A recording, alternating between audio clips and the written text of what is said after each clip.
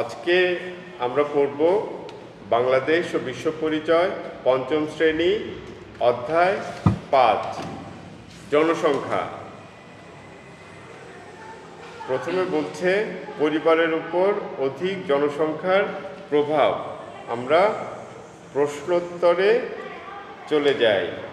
এখানে প্রথম পৃষ্ঠায় যে বাসস্থানের ছবিটা আছে, এটা একটা ভয়াবহ ছবি। পলিথিন দিয়ে ঘর বের করে তার ভেতরে মানুষ থাকছে। কোনো টয়লেট নাই, কিছু নাই, খাওয়ার ঘর নাই, কিছু নাই, একটাই ঘর। মানবেতর জীবনযাপন। প্রথম প্রশ্নে চলে যায়, শিক্ষকের সহায়তায় খাদ্য, বস্ত্র, বাসস্থানের উপর অধিক জনসংখ্যার প্রভাব আলোচনা করো। খাদ্য, বস্ত্র, বাসস্থানের উপর অতিরিক্ত জনসংখ্যার কি প্রভাব পড়ে? অতিরিক্ত জনসংখ্যার ফলে খাদ্যের চাহিদা বাড়ে, বেশি মানুষের বেশি খাবার লাগে। চাহিদা বাড়ার কারণে দাম বেড়ে যায়, খাবারের দাম বাড়ে। অতিরিক্ত মানুষের জন্যে হলো বেশি জমির প্রয়োজন, কিন্তু জমি বাড়ে না, খাবার আমদানি করতে হয়। আমাদের দেশে এখন যা চাল হয়, চাল আমাদের আমদানি করতে হয় না, কিন্তু আমাদের ডাল বা তেল এগুলো অনেক প্রচুর পরিমাণে আমদানি করতে হয়, আমাদের বৈদেশিক মুদ্রা ব্যয় হয়। পুষ্টিহীনতার তৈরি হয়। অতিরিক্ত জনসংখ্যাকে খাবারের উৎপাদন যদি আমরা বাড়াতে না পারি, তাহলে অতিরিক্ত জনসংখ্যাকে আমরা পুষ্টিকর খাদ্য সরবরাহ করতে পারি না। এবারে পুষ্টিহীনতা দেখা দেয় মানুষের। পুষ্টিহীনতার কারণে বিভিন্ন অসুখ বিসুখ, রোগ ব্যাধি এগুলো মানুষ আক্রান্ত হয় রোগ ব্যাধিতে। বিশুদ্ধ পানির অভাব দেখা দেয়, বিশুদ্ধ খাওয়ার পানির অভাব দেখা দেয়। তারপরে বলছে বস্ত্রের চাহিদা বেড়ে যায়, বেশি মানুষের বেশি কাপড়ের প্রয়োজন হয়, বস্ত্র আমদানি করতে হয়, বৈদেশিক মুদ্রা ব্যয় হয়। শিক্ষা ব্যাহত হয়, সবার জন্যে সবাই সমান শিক্ষা পায় না, এরকম না। বস্ত্র প্রয়োজন হয়, বস্ত্রের অভাবে মানুষ শিক্ষা, অনেক স্কুল করার জন্য ড্রেস লাগে, একটা ড্রেস দিয়ে চলে না, 2টা বা 3টা ড্রেস লাগে, কারণ একটা নোংরা হয়ে গেলে বাচ্চারা খেলাধুলা করে, আর একটা ড্রেস পরে স্কুলে যেতে হয়। এবং ড্রেস তৈরি করতে, জুতা কিনতে, মোজা কিনতে, বেল্ট কিনতে, স্কুলের মনোগ্রাম, ব্যাচ, লোগো এই সেই কিনতে অনেক পয়সা খরচ হয়। শিক্ষা ব্যাহত হয়, অতিরিক্ত জনসংখ্যার সবাই এই শিক্ষা উপকরণ সরবরাহ করতে পারে না, সব পরিবারের এই সামর্থ্য থাকে না, শিক্ষা ব্যাহত হয়। বস্ত্রের কারণে ঋতু পরিবর্তনের কথা কোনটা করছিলাম জানি? ঋতু পরিবর্তনের কথাটা কিভাবে আসছিল বস্ত্রের সাথে? এই কথাটা বস্ত্রের সাথে আসছিল নাকি বাসস্থানের সাথে আসছিল? ঋতু পরিবর্তনের কারণে বস্ত্রের প্রয়োজন হয়। আমাদের দেশে বেশিরভাগ সময় থাকে গরমে এই পলিথিন দেওয়া ঘরগুলোতে যারা থাকে তাদের খুব একটা কাপড় চোপড় না হলেও চলে, কিন্তু শীতকালে যখন তীব্র শীত পড়ে তখন অতিরিক্ত বস্ত্রের প্রয়োজন হয়। লেপ, কাঁথা, কম্বল, গায়ে দেওয়ার জ্যাকেট, সোয়েটার, শীতের কাপড়ের প্রয়োজন হয়। চাহিদা বেড়ে যায় অতিরিক্ত জনসংখ্যার কারণে। রপ্তানি কমে যায়, দেশের চাহিদা মেটাতেই প্রচুর বস্ত্রের প্রয়োজন হয়, আমাদের রপ্তানির পরিমাণ কমে যায়। তারপরে বাসস্থানের চাহিদা বাড়ে, বেশি মানুষের বেশি থাকার জায়গার প্রয়োজন হয়। অতিরিক্ত বা বেশি পরিমাণ নির্মাণ সামগ্রীর প্রয়োজন হয়, ইট, রড, বালি, সিমেন্ট এগুলো বেশি লাগে। গৃহহীন মানুষের সংখ্যা বেড়ে যায়, মানুষের থাকার কোনো জায়গা থাকে না। গ্রাম থেকে যেসব গরিব মানুষ, ছিন্নমূল মানুষ শহরে আসে, তারা গৃহহীন থাকে, তারা খোলা আকাশের নিচে মানবেতর জীবনযাপন করে, তারা বস্তি বা অস্বাস্থ্যকর পরিবেশে থাকে। আমরা একটা কথা জানি বা আমরা মাঝে মধ্যে পেপারে বা টেলিভিশনে দেখি যে সৌদি আরব, তারপরে মালয়েশিয়া, এসব জায়গায় যে বাংলাদেশি শ্রমিকেরা থাকে, এরা সেখানে 10, 12, 15, 20 জন একটা ঘরে থাকে। কখনো কখনো এরকমও দেখি যে 12 ঘন্টা একটা বিছানা একজন মানুষের দখলে থাকে, সে ওইখানে ঘুমায় বা বাইরে থাকে, যা করে করে, এবং বাকি 12 ঘন্টা হয়তো একটা রুমে 10 জন মানুষের থাকার ব্যবস্থা আছে, সেটা 20 জন মানুষ মিলে ব্যবহার করে। এতটাই মানবেতর পরিবেশে তারা থাকে বিদেশে যারা কাজ করতে যায়। সামাজিক শৃঙ্খলা ও নিরাপত্তার অবনতি ঘটে। বস্তি বা এই ধরনের জায়গায় অস্বাস্থ্যকর পরিবেশে যারা থাকে তারা নিরাপত্তাহীনতায় ভোগে। তারা আগুনের মতো বিপদ থেকে তারা ঠিক মতো সুরক্ষিত থাকে না। বস্তিগুলোতে আগুন লাগলে এটা খুব সহজেই বিস্তার লাভ করে, ফায়ার ব্রিগেড আসতে আসতে সব শেষ, সব পুরে ফকফকা। চিকিৎসা ব্যবস্থা ক্ষতিগ্রস্ত হয় অতিরিক্ত মানুষের চাপে। সবাইকে সরকার বা বেসরকারি সংস্থাগুলো সেবা দিতে পারে না। সরকার এদের জন্য গৃহহীন প্রকল্প নিয়েছে। বর্তমান সরকার গৃহহীনদের নিয়ে কাজ করছে। খেলার মাঠ, পুকুর, জলাশয় এগুলো কমে যাচ্ছে অতিরিক্ত মানুষের চাপে, মানুষের বাসস্থান তৈরির চাপে। স্বাস্থ্যকর টয়লেট এগুলোর উপরেও চাপ পড়ছে, টয়লেটের ব্যবস্থা করা সম্ভব হচ্ছে না। এ সবগুলোই অতিরিক্ত জনসংখ্যার চাপের কারণে হচ্ছে। তারপরে বলছে 4র্থ অধ্যায়টি দেখো, সেখান থেকে আমরা আমদানি করি এমন 3টি খাদ্যের নাম নিচের ছকে লেখো। আমরা সেই খাদ্যগুলো কি পরিমাণে আমদানি করি তাও উল্লেখ করো। আমরা দেখতে পাচ্ছি আমরা গম আমদানি করি বছরে 0.5 মিলিয়ন টন, ডাল আমদানি করি বছরে 3 মিলিয়ন টন, আর খাওয়ার তেল আমরা আমদানি করি বছরে 2 মিলিয়ন টন, এবং এটা হলো সয়াবিন এবং পাম অয়েল দুটো মিলে খাবারের তেল আমরা যেটা আনি। তারপরে বলছে গতে শহরের গৃহহীন শিশুদের জীবনের একটি দিন কল্পনা করো, তাদের কি কি সমস্যার সম্মুখীন হতে হয় তা আলোচনা করো। জারিফ, শহরে একটি গৃহহীন শিশুর জীবনের প্রতিটি দিনই অনেক কষ্টে। যে শিশুটি থাকার জায়গা নেই সে প্রতিদিন রাস্তায় রাস্তায় ঘুরে বেড়ায় এবং যেখানে সুযোগ পায় সেখানে শুয়ে বিশ্রাম নেয় কিংবা ঘুমিয়ে পড়ে। এতে তারা নিরাপত্তাহীনতায় ভোগে। আবার তারা রাস্তার ধারে যা পায় তাই খেয়ে জীবন ধারণ করে, তাই তারা পুষ্টিহীনতায় ভোগে। এদের জীবন খুবই দুর্বিষহ। তারা প্রতিদিন খাদ্য, বস্ত্র, বাসস্থান ইত্যাদি সমস্যার সম্মুখীন হয়ে থাকে। ফাইন। বাংলাদেশের প্রতি বছর কতজন শিশু জন্মগ্রহণ করে? হেমন্ত, 30 লক্ষ। 30 লক্ষ।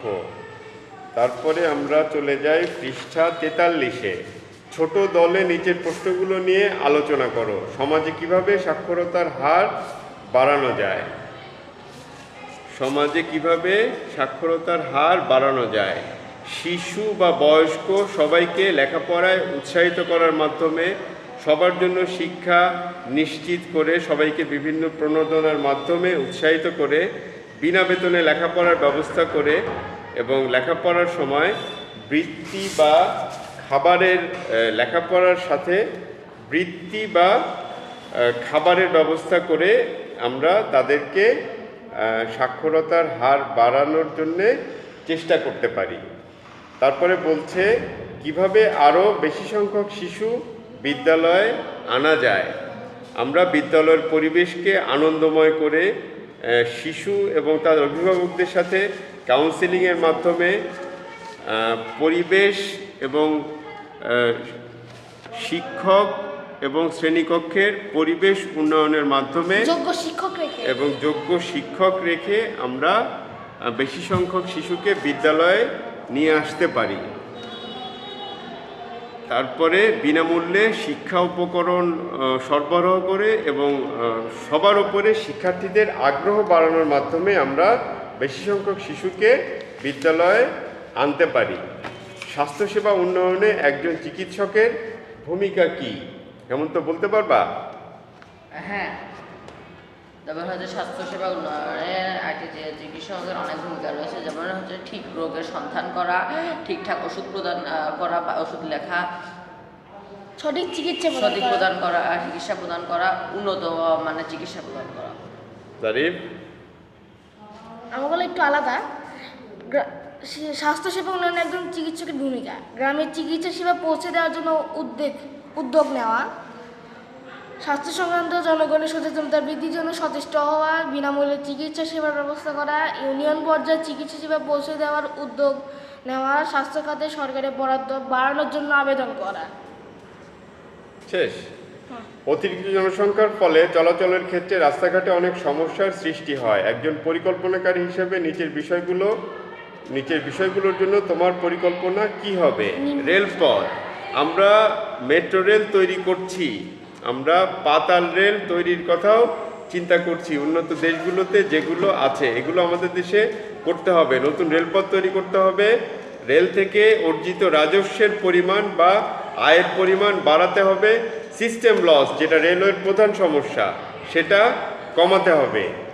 বাস যাত্রী, বাসে অতিরিক্ত যাত্রী বহন করা যাবে না। বাসগুলো নির্দিষ্ট স্টপেজ থাকতে হবে। বাসগুলোর ফিটনেস থাকতে হবে। বাস যারা চালাচ্ছে তাদের লাইসেন্স থাকতে হবে। বাসের কন্ডাক্টরদের সে কাজের জন্য উপযুক্ত হতে হবে। যাত্রী সেবার মান বৃদ্ধি করতে হবে। গাড়ি চালকদের বৈধ লাইসেন্স থাকতে হবে, তাদের দক্ষতা থাকতে হবে। নকল লাইসেন্স দিয়ে গাড়ি চালানো যাবে না। ফিটনেস থাকতে হবে। গাড়ির ফিটনেস অন্য জায়গায় আসছে। ড্রাইভারদের বা চালকদের আচরণগত পরিবর্তন ঘটাতে হবে। তারা গাড়ি চালানোর সময় শুধু লাইসেন্স থাকলে হবে না, তারা মোবাইলে কথা বলতে পারবে না। এজন্য তাদেরকে কঠোর শাস্তি দিতে হবে। তারা যদি নির্দিষ্ট গতিসীমা অতিক্রম করে বা হাসপাতাল চালানোর সময় বা হাসপাতাল অতিক্রম করার সময় যদি হর্ন বাজায়, এই আইনগুলো কঠোরভাবে পালন করতে হবে। আমাদের অনেক আইন আছে, আইনের প্রয়োগ নাই। ডিউটির সময় নির্ধারণ করতে হবে। একজন চালক অনির্ধারিত সময়, একজন চালক 20 ঘন্টা 24 ঘন্টা একটানা গাড়ি চালাচ্ছে, এরকম চালানো যাবে না। প্রয়োজনে একের অধিক ড্রাইভারের ব্যবস্থা করতে হবে। চোখে ঘুম নিয়ে অতিরিক্ত সময় কেউ গাড়ি চালাতে পারবে না। এগুলোর কারণেই তারা ওভারটেক করতে চায় এবং অতিরিক্ত গতিতে গাড়ি চালাতে চায় এবং অ্যাক্সিডেন্ট করে। এগুলো করা যাবে না। আমাদের আসল কথা হলো আইনের প্রয়োগ করতে হবে। পথচারীরা কি করবে? পথচারীরা ফুটপাত, জেব্রা ক্রসিং, ওভারব্রিজ এগুলো ব্যবহার করবে এবং তাদের ফুটপাত থেকে হকারদের সরিয়ে বা তাদের যে প্রতিবন্ধকতা আছে সেগুলো সরিয়ে তাদের চলাচলের সুব্যবস্থা করে দিতে হবে। ট্রাফিক সিগন্যাল ঠিকঠাক মতো কাজ করতে হবে। ট্রাফিক বাতি লাগানো আছে, কখন কোন লাইট জ্বলে এটা আল্লাহই জানে, আল্লাহ ছাড়া কেউ জানে না। কোনো সিগন্যাল লাইটের কোনো বাতি কখনোই জ্বলে না, সবসময় বন্ধ থাকে। এগুলো ঠিক করতে হবে। প্রয়োজনীয় জায়গাগুলোতে হাসপাতালের সামনে, বড় সরকারি বেসরকারি প্রতিষ্ঠানের সামনে, স্কুল কলেজের সামনে স্পিড ব্রেকার দিতে হবে। স্কুল কলেজের পাশে এবং অন্যান্য জরুরি জায়গায়, বাজারের পাশে, বড় প্রতিষ্ঠানের পাশে, অফিস আদালতের পাশে নির্ধারিত জায়গায় স্টপেজ তৈরি করতে হবে। পরিবেশের উপর অতিরিক্ত জনসংখ্যার 3টি প্রভাব লেখো। আমাদের এখানে 3টা ছবি আছে। এই ছবিগুলোর থেকে আমরা 3টা প্রভাব বুঝতে পারি।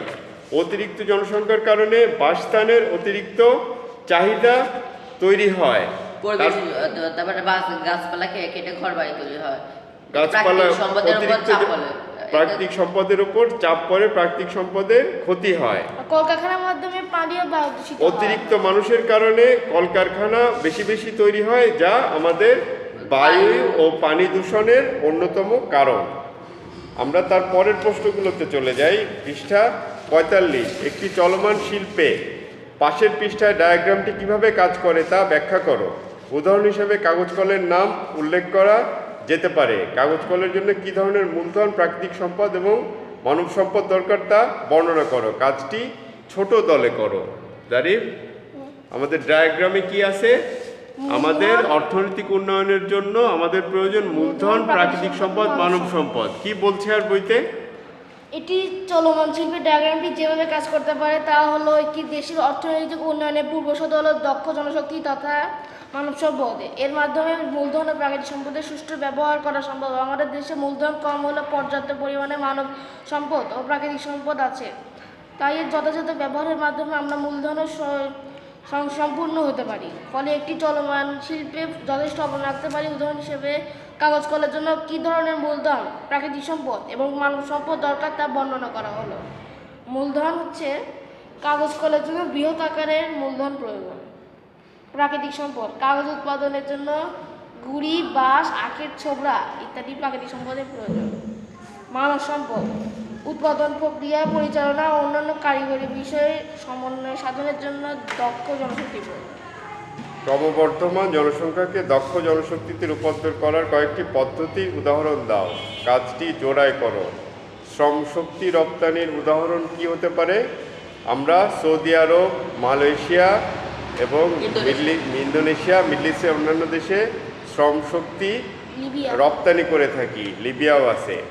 মৌলিক শিক্ষার উন্নয়নের জন্য আমরা প্রাথমিক শিক্ষা, সাক্ষরতা এগুলোর উপরে গুরুত্ব দিচ্ছি। আর বিশেষায়িত প্রশিক্ষণের মাধ্যমে আমরা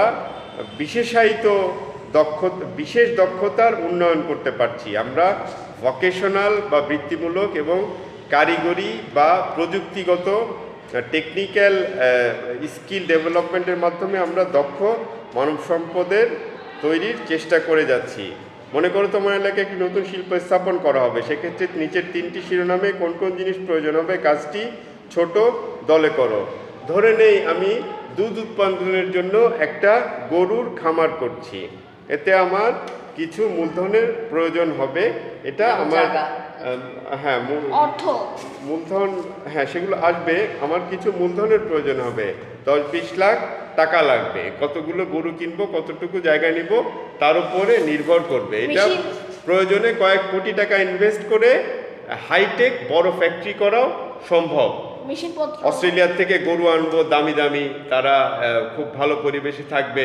বিদেশ থেকে আনা আমার ওইখানে চাষ করা ঘাস খাবে।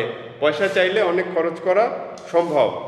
প্রাকৃতিক সম্পদের মধ্যে আমাদের এখানে লাগতেছে জায়গা, তারপরে কিছু ঘরবাড়ি বা গরুর থাকার জায়গা, কাঠ, হ্যাঁ কাঠ বা বিল্ডিং, ইট, এগুলো ঘরবাড়ি লাগতেছে এক কথা।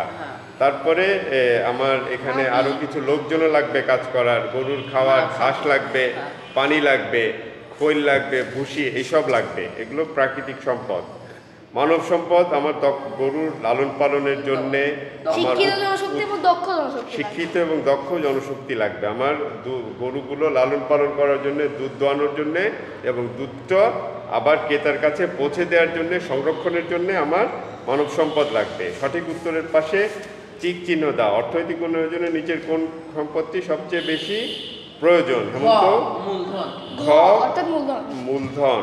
আমাদের মূলধন সবচেয়ে বেশি দরকার। তারপরে পৃষ্ঠা 47 বলছে, পাশের পৃষ্ঠায় উল্লেখিত বিষয়গুলোর উপর শ্রেণীতে একটি বিতর্ক প্রতিযোগিতার আয়োজন করো। বিতর্কে প্রতিটি দল একটি বিষয়ের পক্ষে যুক্তি উপস্থাপন করবে। প্রতিটি দলই উল্লেখ করবে কেন সরকার তাদের দলের বিষয়টিকেই সর্বোচ্চ অগ্রাধিকার দেবে। সবার যুক্তি উপস্থাপন শেষ হলে শ্রেণীতে সবাই ভোট দিবে ও যে কোনো একটি দলকে বিজয়ী নির্বাচন করবে। জারিফ বলো। আচ্ছা শুরু করি। দলে খাদ্য, বিষয় খাদ্য। যুক্তি হচ্ছে পূর্বে দেশে প্রতি বছর 25 লক্ষ টন খাদ্য বিদেশিকে আমদানি করতে হতো, ফলে জাতীয় আয় সিংহভাগ খাদ্য আমদানিতে ব্যয় হওয়ায় দেশের উন্নয়ন করা সম্ভব হচ্ছিল না। বর্তমানে সরকার দেশের খাদ্য উৎপাদন বৃদ্ধির লক্ষ্যে বহুমুখী চাষাবাদ, উৎসি বীজ তথা আধুনিক প্রযুক্তি ব্যবহারের উপর অধিক গুরুত্ব দিচ্ছে। বিদল বাসস্থান। যুক্তি হচ্ছে অতিরিক্ত জনসংখ্যার কারণে বাসস্থানের অভাবে শহরের ছিন্নমূল মানুষেরা মানবেতর অবস্থায় জীবনযাপন করছে, তাই দেশের আপামর জনগোষ্ঠীর মৌলিক চাহিদা পূরণ করে সরকারের অন্যতম দায়িত্ব। এর জন্য গৃহ নির্মাণে সরকারি সাহায্য সবার আগে প্রয়োজন।